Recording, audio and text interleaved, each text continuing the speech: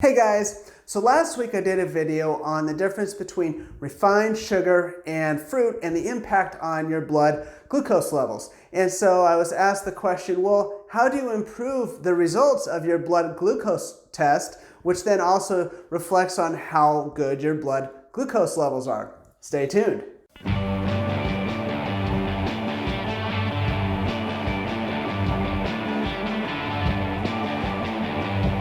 Okay, so first let me say this should not be taken as medical advice, okay?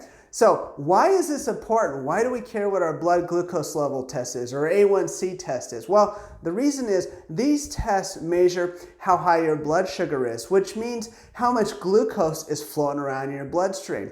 And the more glucose is floating around in your bloodstream, the more insulin your body has to secrete to handle it. Now, when insulin levels are high, this certainly isn't healthy, but also it really inhibits fat loss. So you might say, all right, Irwin, I get that. I understand it's important. So how can we lower our blood glucose levels? So really it comes down to three things that I think are first and foremost. Now the good news is if you're already focused on fat loss, you're probably doing things that are going to make an impact here. But if I were to narrow it down to three things, the first thing would be is to lower your sugar intake, okay? Now, like I talked about in my last video, this could be, refined sugars most likely, but even some fruit, but you want to lower your sugar intake. The second thing you want to do is carb partitioning. Now, that's just a fancy way of saying take your carbs in when your body uses them the most, so around your more active times when your metabolism is higher and working ideally.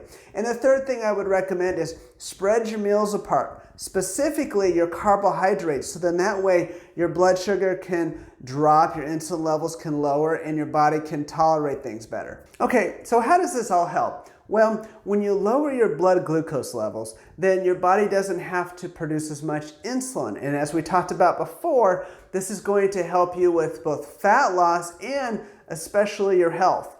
When your blood glucose levels are down and your body doesn't have to secrete as much insulin, when you do take in some glucose, when you do have to adjust and digest and metabolize that, your body doesn't have to produce as much insulin, which means you're going to get back to those lower levels quicker, which is going to help you be a better fat burning machine and much more healthy. Hey guys, thanks for watching. I think this is a really good question and that's why I wanted to hit on it again. I did a deep dive on insulin sensitivity and blood sugar, and I'll link the videos in the description below. Also, if you want to see the last video that I did about refined sugar and fruit, you can see that link right here. If you like this, please share it with others, hit the like button, subscribe to the channel if you haven't already, and until next time, keep making every day count.